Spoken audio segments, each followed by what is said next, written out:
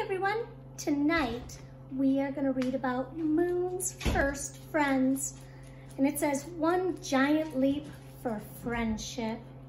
It's written by Susanna Leonard Hill and the pictures are by Elisa Paganelli.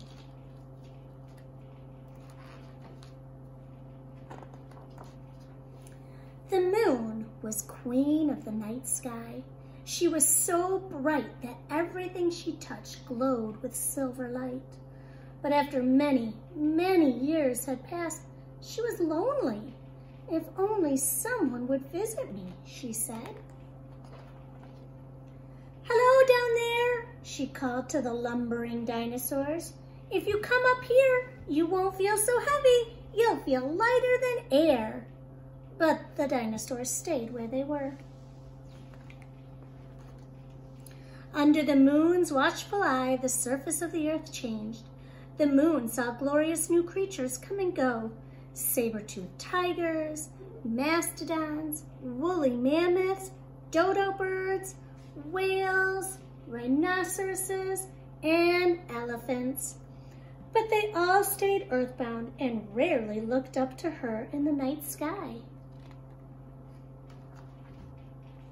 But then she saw something new. At night, people conjured fires like tiny stars. There are millions of stars for you up here, she offered. But the people stayed where they were. The moon watched as she circled and circled the earth.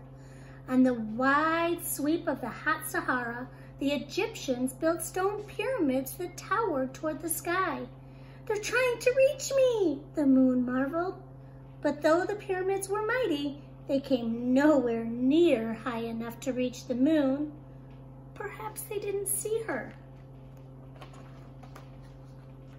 She spun and twirled from new moon to majestic silver pearl and back again, showing off for the people below. But no one came. She watched as down on earth, people came up with all kinds of ways to get from one place to another, but they did not sail or drive or cycle or float to the moon. Then on a windy day in North Carolina, the first airplane flew above the beach. You're doing great, encouraged the moon. You just need to fly a little higher. But the people on Earth only traveled to visit one another. Was it possible that they didn't know she was there? At high noon, the moon slipped purposefully between the earth and the sun, blocking all the daylight. Then she slid aside again, allowing the sun to shine through. No one could have missed that, she thought. But still, no one ventured away from Earth. Would she ever have a visitor? Just when the moon was losing hope, the people of Earth began to experiment with rockets, and the moon watched with great interest. But the humans still had a lot to learn. One day, the moon's hope soared.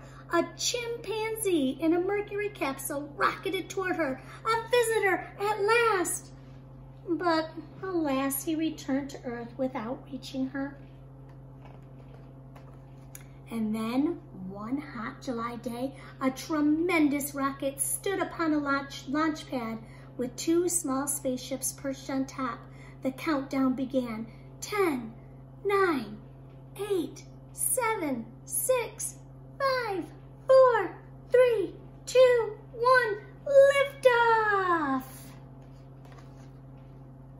At 30 stories high and weighing 6 million pounds, the rocket rose into the air amid an explosion of flames.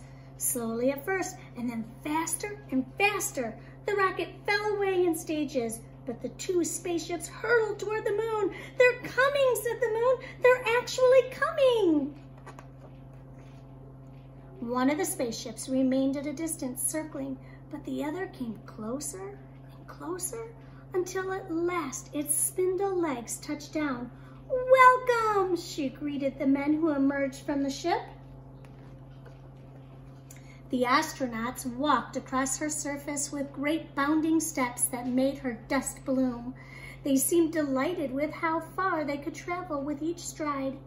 The moon gave them gifts of moon rocks and dust. Take these back to Earth, she said, Then even though I can't visit you, a part of me will be there. The men left her a present in return, a handsome plaque that read, "Here, men from the planet Earth first set foot upon the moon, July 1969. We came in peace for all mankind." They also left her a beautiful flag with red and white stripes and scattering of white stars on a blue background. Too soon, the astronauts had to leave. "Goodbye," the moon said as their ship floated away into the starry distance. "Come back anytime." She sighed with happiness. At last, someone had visited. And now, she had hoped that it would happen again and again.